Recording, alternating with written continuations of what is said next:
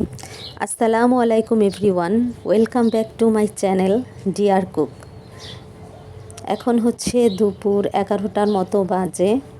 তো আমি একটু ছাদে এসেছি, কারণ এখন প্রতিদিনই বৃষ্টি হচ্ছে। ভাবলাম দেখে আসি গাছের কি অবস্থা, আর একটু কাজও আছে এখানে।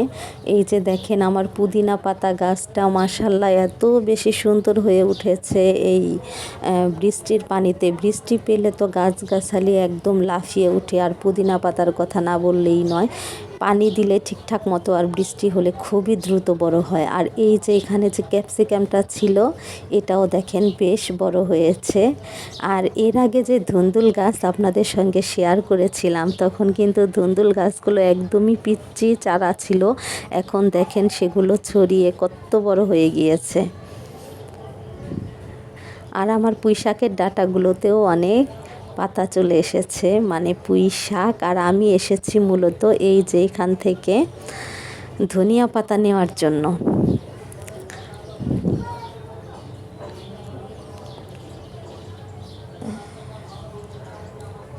এগুলো অনেক বড় হয়ে গিয়েছে, তো ঘাস হয়েছে, ঘাসগুলো তুলে ফেলছিলাম।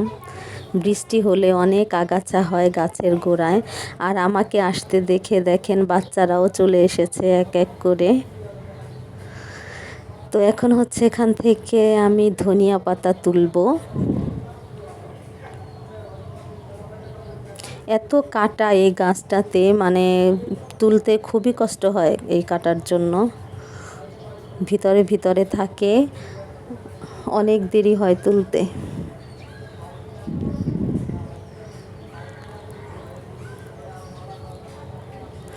আর এই কাঁটাগুলো আমি কাটিও না, কারণ হচ্ছে ওগুলো থেকেই তো ওই ফুল থেকে আবার বিচি ছড়াবে, নতুন নতুন গাছ হবে। আর এই তো আমি এখন নিচে চলে এসেছি। এতগুলো হয়েছে আজকে মাশাআল্লাহ। আরও কিছু পাতা আছে, আমি সবগুলো তুলিনি, নয়তো আবার গাছের সমস্যা হবে, সেজন্য কিছুটা রেখে এসেছি। আর এখান থেকে কিছুটা আমি নিজে ভর্তা করে নিব, আর কিছুটা আমার ভাসুরদেরকে দিয়েছি। আর এই যে এইখানে হচ্ছে শুকনো মরিচ আর লবণ দিয়ে বাটাবাটি শুরু করে দিলাম। শুকনো মরিচ রসুন ভর্তা এটা আমার খুবই ভালো লাগে, তো আগে হচ্ছে এটাই করে নিচ্ছি।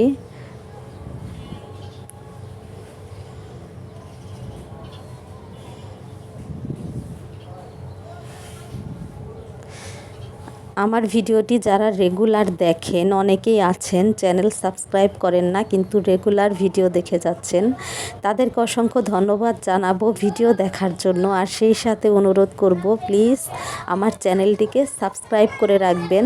যেহেতু প্রতিদিন ভিডিও দেখছেন, এর নোটিফিকেশনটাও যেন আপনার কাছে পৌঁছে যায়, সেজন্য অবশ্যই আমার চ্যানেলটিকে সাবস্ক্রাইব করে রাখার অনুরোধ রইল। আর এই যে দেখেন ধনিয়া পাতা ভর্তার পরে আমি যে শুকনো মরিচ রসুন বেটেছিলাম, সেটা এখানে দিয়ে দিচ্ছি। আমার এই যে 2টা ভর্তা অলরেডি হয়ে গেল।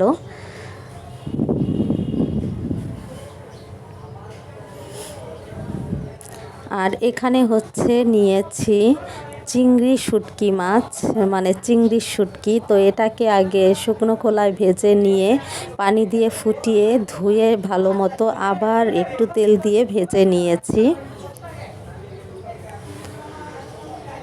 তো আমার এটাও বাটাবাটি করার শেষের দিকে। আমি যে আগে শুকনো মরিচ আর এই রসুনটা বেটে রেখেছিলাম, সেটা দিয়েই আমি সবটাতে ঝালের কাজ চালিয়ে নিচ্ছি।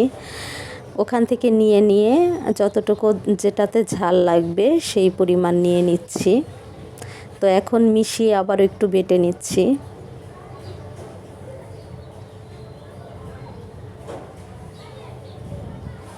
বৃষ্টির দিনে খিচুড়ি খেতে অনেক ভালো লাগে। আমার মতো কে কে খিচুড়ি পছন্দ করেন কমেন্ট করে জানাবেন।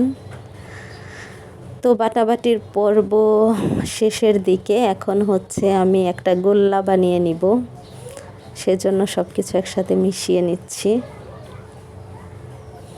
এই তো আমার গোল্লা বানানো শেষ, এখন এখানে রেখে দিচ্ছি। তো ভিডিও কেমন লাগলো আপনারা কিন্তু অবশ্যই কমেন্ট করে জানাবেন।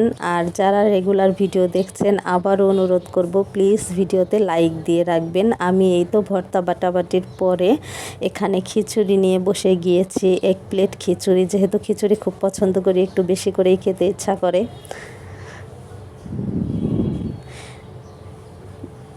তো সবাইকে অসংখ্য ধন্যবাদ জানিয়ে ভিডিওটি শেষ করছি। আসসালামু আলাইকুম।